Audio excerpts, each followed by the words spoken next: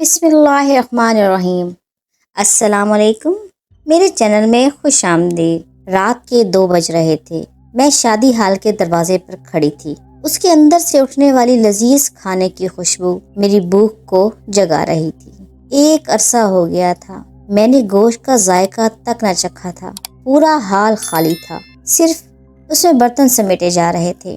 تبھی ایک لمبا چوڑا کاٹن کا سوٹ پہنے شخص باہر آیا۔ میں حلیے سے ہی غریب و مسکین نظر آ رہی تھی، اس لیے وہ میرے پاس آ کر رکا اور مجھے کہنے لگا کہ کیوں کھڑی ہیں یہاں، کھانا چاہیے کیا؟ میں نے یوں ہی عصابت میں سر ہلا دیا اور اس سے کہنے لگی کہ سیٹھ صاحب، بڑے دن سے بھوکی ہوں، ڈھنگ کا کھانا تک نہ کھایا، کیا مجھے یہاں سے تھوڑا سا کھانا مل سکتا ہے؟ اس نے عصابت میں سر ہلا دیا اور پھر کہنے لگا، کھانا مل سکتا ہے لیکن اس کے لیے تجھے کام کرنا پڑے گا، بدلے میں تو چاہے جتنا مرضی کھانا کھا لینا۔ پھر میں نے اس آدمی کو کہا کہ ٹھیک ہے، میں ہر کام کرنے کو تیار ہوں، لیکن بدلے میں مجھے یہ لذیذ کھانا دے دینا۔ پھر سیٹھ نے مجھے اشارہ کیا کہ اندر آ جا، دیکھ پورے ہال میں کس قدر گندا کچرا بھرا ہوا ہے، تو نے پورے ہال کی صفائی کرنی ہے۔ سیٹھ نے جو مجھے کام بتایا وہ اس قدر مشکل نہ تھا۔ میں فوراً ہی تیار ہو گئی۔ میں نے صرف آدھے گھنٹے کے اندر پورا ہال چمکا کر رکھ دیا۔ تھوڑی دیر بعد سیٹھ نے جب پورے ہال کو دیکھا تو وہ حیران رہ گیا اور کہنے لگا کہ تو نے تو کمال کر دیا، اتنی جلدی صفائی تو میرے یہ 4 لڑکے مل کر بھی نہیں کرتے تھے۔ وہ دیکھو سامنے بریانی اور قورمے کی ڈش رکھی ہے، ساتھ ہی نانوں کا پیکٹ بھی پڑا ہے، جا کر کھا لو اور اپنے گھر والوں کے لیے بھی لے کر چلی جانا۔ اور سن، اگر تجھے یہ سارا کھانا روز چاہیے تو تجھے روز اس ہال کی صفائی کرنے کے لیے آنا ہوگا، بدلے میں تجھے شادیوں سے بچا ہوا لذیذ کھانا دیا کروں گا۔ میں فوراً ہی راضی ہو گئی۔ میری خوشی کی انتہا نہ رہی۔ اتنا ڈھیر سارا لذیذ کھانا نہ صرف میں نے پیٹ بھر کر کھایا بلکہ بچا ہوا کھانا میں اماں اور چھوٹے بہن بھائیوں کے لیے لے کر جا رہی تھی۔ جیسے ہی وہ کھانا گھر لے کر گئی تو ہیرا، احمد اور بسمہ دوڑتے ہوئے آئے تھے۔ شاید انہیں پہلے ہی کھانے کی خوشبو آ گئی تھی۔ اماں بستر پر پڑی تھی، وہ تو بیچاری اٹھ بھی نہ سکتی تھی، بیماری نے انہیں کہیں کا نہ چھوڑا تھا۔ سب سے پہلے میں نے ایک تھالی میں بہن بھائیوں کو کھانا نکال کر دیا، پھر ایک پلیٹ میں اماں کے لیے کھانا نکالا اور انہیں کھلانے کے لیے کمرے میں چلی گئی۔ میرا نام ہینا ہے۔ میرا تعلق ایسے غریب گھرانے سے تھا جہاں پر 2 ٹائم کا کھانا کھانے کے لیے بھی 2 دن تک انتظار کرنا پڑتا تھا، کیونکہ اکثر ہمارے گھر میں فاقہ ہی رہتا تھا۔ ابا فروٹ کا ٹھیلا لگاتے تھے لیکن وہ بہت پہلے ہی فوت ہو چکے تھے۔ مجھ سمیت میرے 4 بہن بھائی تھے۔ اماں جب تک ٹھیک رہی ہم 4 بہن بھائیوں کو کام کر کر کے پالتی رہی۔ وہ دکان پر جا کر دکانوں سے چھوٹی موٹی چیزیں خریدتی اور ان کو سڑک پر بیچ دیتی تھی، لیکن ایک دن اچانک ہی اماں کے اوپر فالج کا اٹیک ہوا اور وہ بستر سے جا لگی۔ میری عمر اس وقت 15 سال تھی۔ بھلے ہی ہم غریب گھر سے تعلق رکھتے تھے لیکن میری خوبصورتی ہمیں ہماری ذات کی وجہ سے ملی تھی، کیونکہ ہم ایسے خاندان میں سے تھے جن کا رنگ بہت سفید ہوا کرتا تھا اور اتفاق سے اماں کی رنگت انتہائی سفید تھی۔ یوں خوبصورتی مجھے ماں کی وجہ سے وراثت میں ملی تھی۔ اب اماں بیمار ہوئی تو میں انہیں دیکھ کر گھبرا گئی۔ مجھ سے چھوٹے بہن بھائیوں کی عمریں تو انتہائی کم تھی۔ گھر چلانے کے لیے کسی کو تو کام کرنا تھا، اس لیے میں بھی سڑک پر کھڑی ہو کر کبھی گجرے وغیرہ بیچتی تو کبھی غبارے۔ چند 100 روپے میرے ہاتھ لگتے، انہی سے گھر میں کھانا پک جایا کرتا تھا۔ میں جب باہر سڑک پر نکلتی تو لوگ بڑے غور سے میری شکل کو دیکھا کرتے تھے۔ جب یہ بات میں نے اماں کو بتائی تو اماں مجھ سے کہنے لگی کہ تو اپنے ہاتھوں اور چہرے پر کالک مل کے جایا کر، کہیں کوئی تجھے ایسا ویسا نقصان نہ پہنچا دے۔ یوں اماں کے کہنے پر میں اپنے چہرے پر ڈھیر ساری کالک مل کر گھر سے نکلتی تھی۔ اس طرح میں لوگوں کی نظروں میں ایک بدصورت لڑکی بن جایا کرتی تھی۔ میں نے سکول کی بھی شکل نہ دیکھی تھی، کیونکہ پیٹ بھر کے کھانا مل جاتا وہی بہت تھا، لیکن میرے دل میں خواہش تھی کہ کاش میں اپنے چھوٹے بہن بھائیوں کو تو اسکول پڑھا سکتی، لیکن اگر میں کہیں بھی کام کرتی تو اس کے لیے کسی ہنر یا تعلیم کی ضرورت ہونی تھی، لیکن میرے پاس ہنر نہ تھا، نہ ہی تعلیم تھی۔ जैसे तैसे घर के हालात चल रहे थे।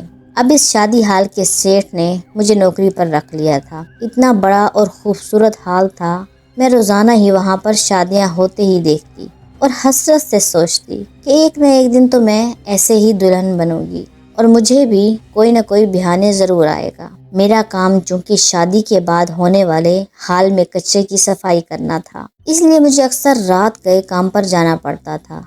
लेकिन मैं खुश थी कि चलो अच्छा है कि खाने पीने की मुसीबत तो खत्म हो गई और साफ सुथराई के सेठ ने मुझे माहाना तनख्वाह देने का भी वादा कर रखा था। अब जब बहन भाइयों के पेट भरने लगे तो मेरे चेहरे पर भी रौनक रहने लगी। मैं खुश थी कि वो खाना खाकर निहायत खुश दिखाई देते थे, क्योंकि एक तो वो लजीज होता था, दूसरा ये कि गोश्त खाना हम जैसे गरीबों की औकात न थी। शादी हाल में अक्सर खूबसूरत लिबास पहने दुल्हन आती और रोते हुए इस हाल से रुखसत हो जाती। एक दिन अम्मा की तबीयत बहुत ज्यादा खराब थी और मुझे शादी हाल में पहुंचने में बहुत देर हो गई। मैं बमुश्किल अम्मा को दवाई देकर सुलाने लगी और फिर छोटे बहन भाइयों को उनका ख्याल रखने का कहकर घर से निकल पड़ी। मैंने टाइम देखा तो आज मामूल से ज्यादा देर हो गई थी। तकरीबन रात के 2 बज रहे थे। जैसे ही मैं हाल में पहुंची तो ये देखकर हैरान रह गई कि अभी तक हाल में शादी चल रही थी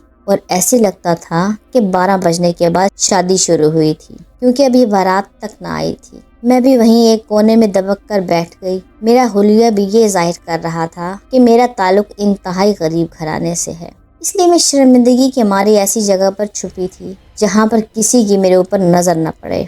वो शादी हाल में मौजूद एक छोटा सा रूम था जहाँ पर अक्सर दुल्हनें वगैरह बैठ जाया करती थी। मुझे डर भी लग रहा था कि अभी दुल्हन आएगी और वो लोग मुझे इस कमरे से निकाल बाहर करेंगे।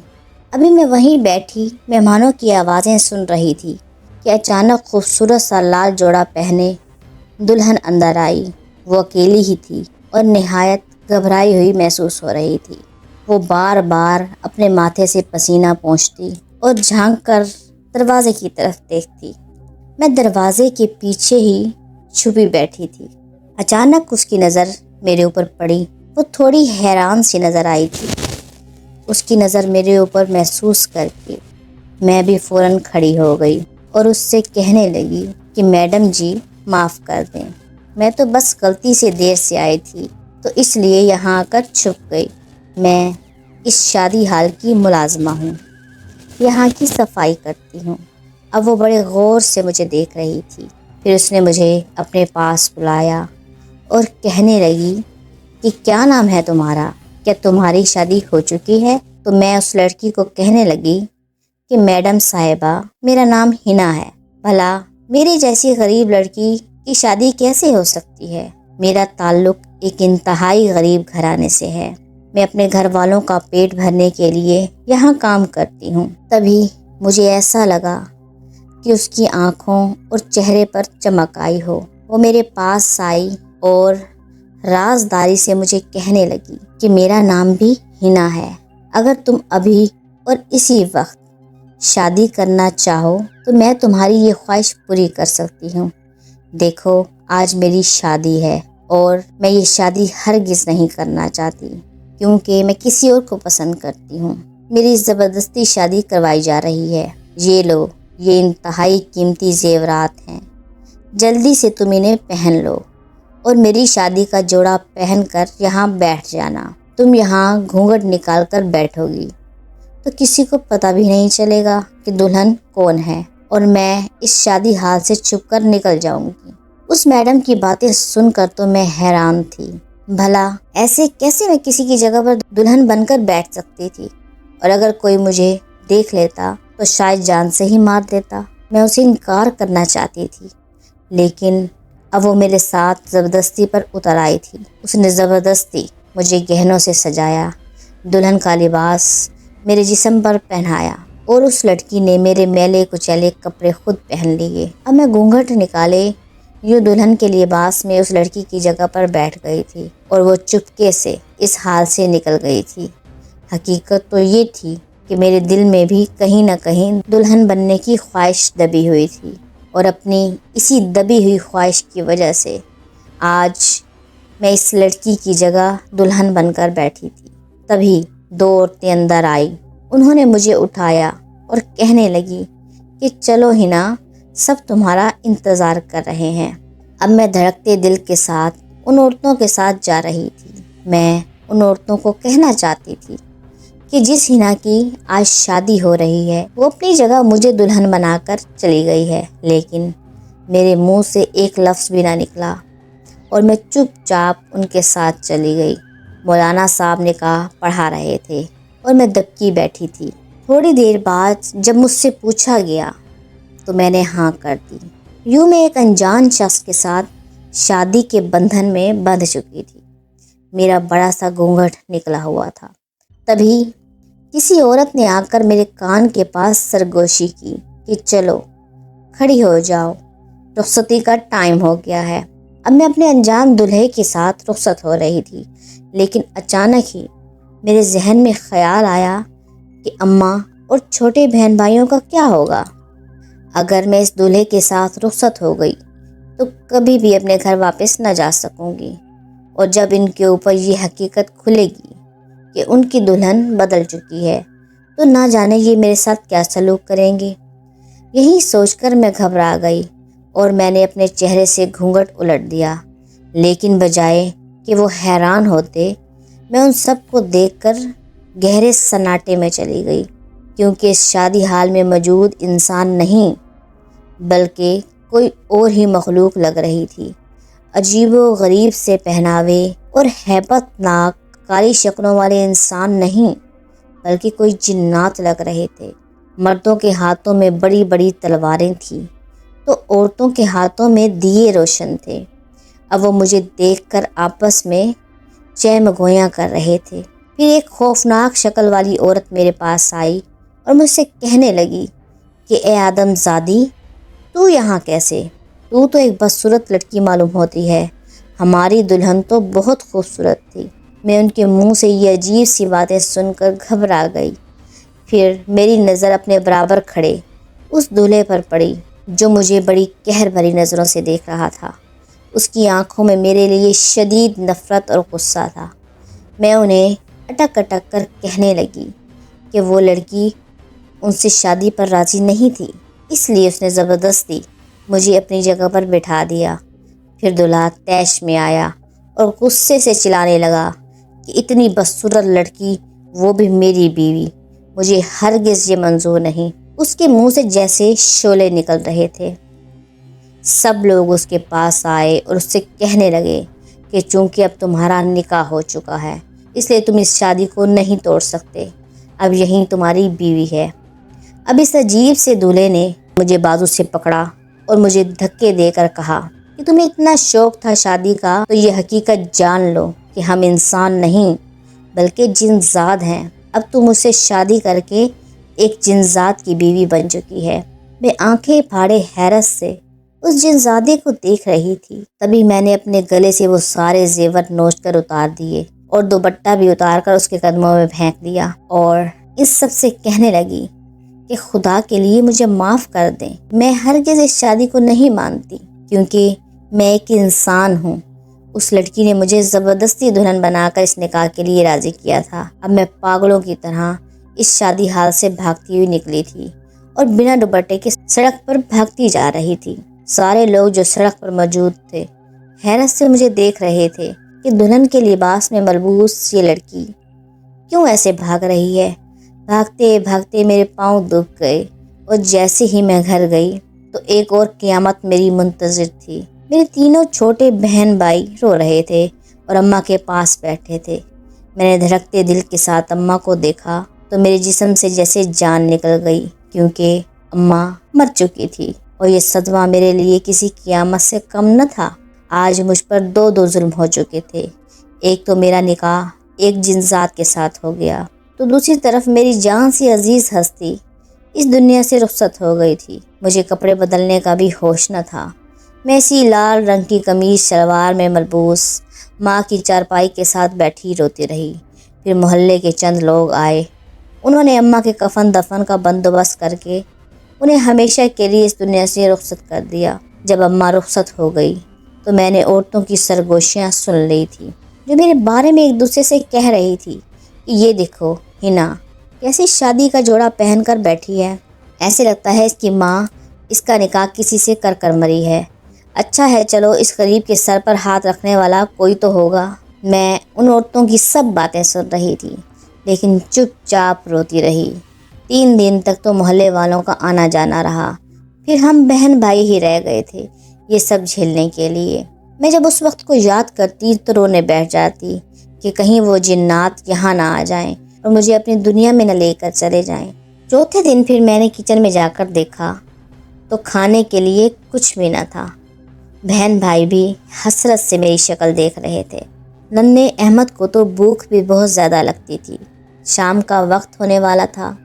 پھر میں نے انہیں تسلی دی کہ میں ابھی کھانا لے کر آتی ہوں، اور یہ کہہ کر اپنی بڑی سی کالی چادر اوڑھی اور گھر سے نکل آئی۔ میرے قدم نہ جانے کیوں خود بخود اسی شادی ہال کی طرف اٹھ رہے تھے۔ پھر یہ دیکھ کر مجھے مایوسی ہو گئی کہ شادی ہال کے گیٹ پر بڑا سا تالا لگا ہوا تھا۔ میں وہیں کھڑی ہو کر آتے جاتے لوگوں کو دیکھنے لگی۔ میری سمجھ میں نہیں آ رہا تھا کہ میں کروں تو کیا کروں۔ مجھے ہر حال میں گھر کھانا لے کر جانا تھا، ورنہ چھوٹے بہن بھائیوں کا مایوس چہرہ میں دیکھ نہ پاتی۔ یہیں کھڑے کھڑے مجھے رات کے 12 بج گئے۔ تبھی اچانک شادی ہال کا مالک آتا ہوا دکھائی دیا۔ یہ وہی سیٹھ تھا جس نے مجھے شادی ہال میں کام پر رکھا تھا۔ پھر اس نے تالا کھولا اور ہال کے اندر داخل ہو گیا۔ اب میں بھی چپکے سے اسی کے پیچھے داخل ہو گئی۔ پھر جیسے ہی میں ہال کے اندر گئی تو میری آنکھوں کے سامنے زمین و آسمان گھوم گئے، کیونکہ وہاں شادی کی ایک شاندار تقریب چل رہی تھی۔ حیرت مجھے اس بات پر تھی کہ شادی کی آواز باہر تک نہ جا رہی تھی، اور میرے سامنے ہال کے مالک نے اس شادی کا دروازہ کھولا تھا۔ میں چاروں طرف گھوم پھر کر اسی سیٹ کو ڈھونڈنے لگی۔ ایک جگہ بہت ساری دیگیں رکھی تھی، وہ سیٹ انہی کے پاس کھڑا تھا۔ پھر میں اس کے پاس گئی اور اس سے وجاہت سے کہنے لگی کہ سیٹھ صاحب، میرے چھوٹے بہن بھائی بھوکے ہیں اور مجھے ان کے لیے کھانا چاہیے، کیا آپ تھوڑا سا کھانا دے سکتے ہیں؟ لیکن آج سیٹھ کی آنکھیں بدلی ہوئی تھی۔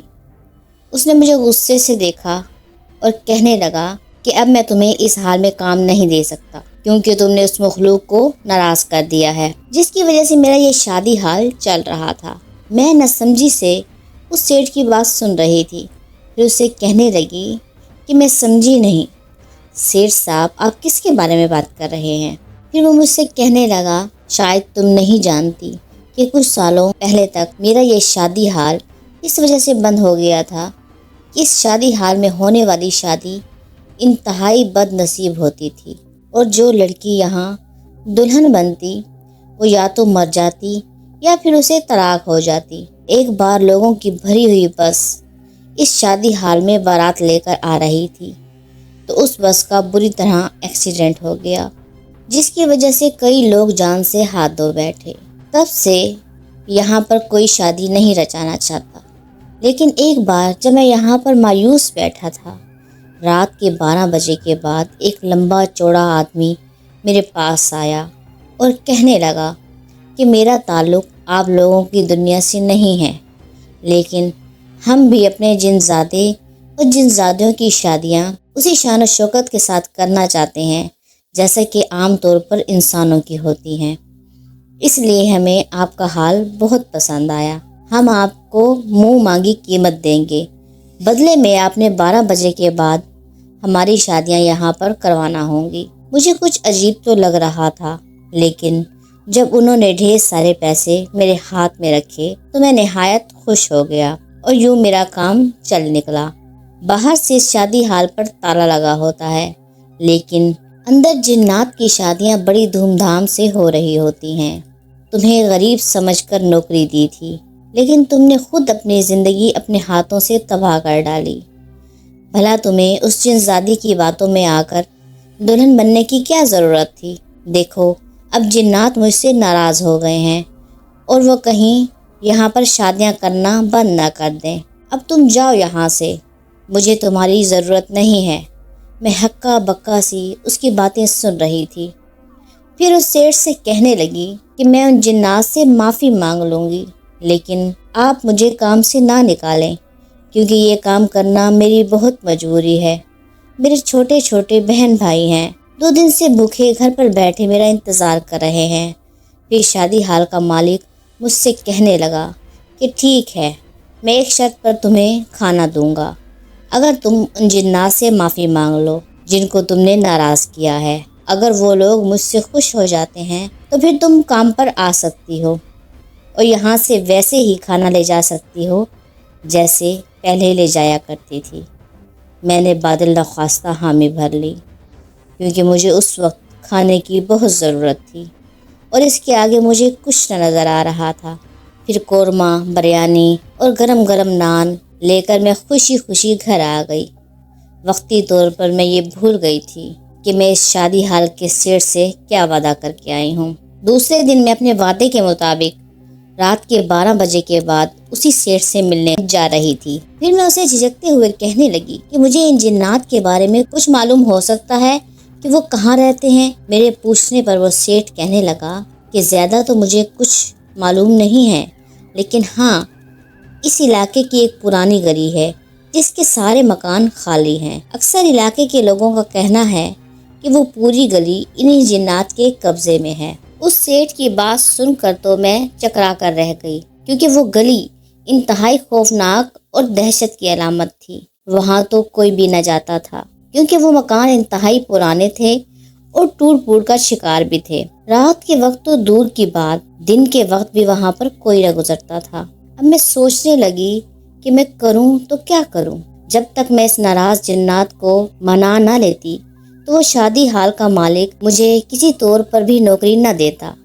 अब मैं बादल नख्वास्ता उसी गली की तरफ जा रही थी। रात का 1 बजने वाला था और मेरे कदम उसी गली की तरफ उठ रहे थे। गलियों में आवारा कुत्ते भी इर्द गिर्द से गुजर कर जा रहे थे। जैसे ही मैं उस गली के सामने जाकर खड़ी हुई तो एक काले रंग की खौफनाक बिल्ली मेरे आगे से गुजरकर तेजी से भागी थी। उस काली बिल्ली को देखकर एक आवारा कुत्ता इंतहाई तेज भौंकने लगा था। हवा की सनसनाहट से मेरे जिस्म पर कपकपी सी हो रही थी। इंतहाई सन्नाटा और खौफ का माहौल था। जब ही मैं जाकर एक टूटे हुए मकान के दरवाजे पर जाकर खड़ी हो गई। मैं घर में दाखिल हुई तो वहाँ का मंजर अचानक बदला था।